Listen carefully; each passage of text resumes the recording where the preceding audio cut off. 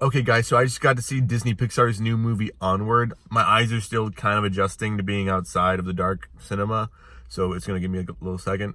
But basically, the movie is about these two brothers, Ian and Barley, and they're trying to figure out how to bring the top half of their father back along because they did a spell, and so the bottom half of him is there, but the top half is missing, and so they have to go on this quest in order to be able to communicate to their father.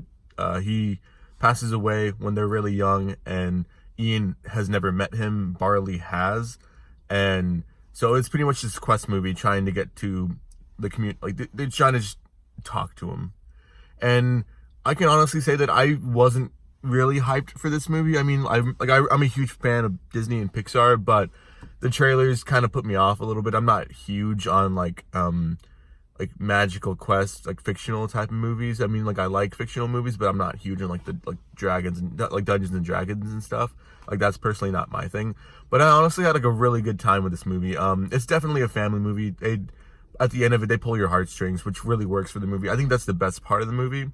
The main driving point of this movie is the chemistry between Tom Holland and Chris Pratt. And at first, it takes a little bit of a gap to get there, but it does get there, and it really works. It really carries the movie. They do great together. The animation is great. I mean, you expect that with Disney and Pixar. The animation's really good.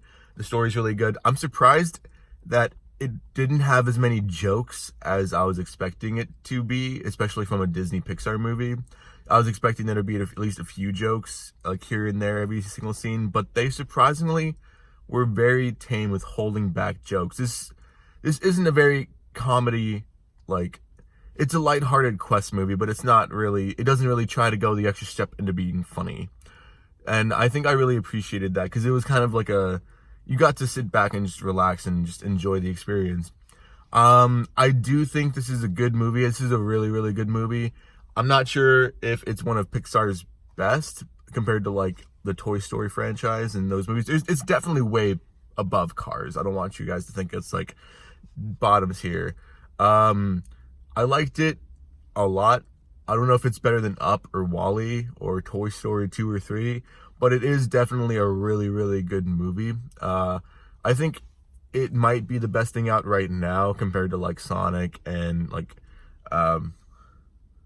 Fantasy Island. The title of the movies are over there. Like compared to those, I do think it's a better movie.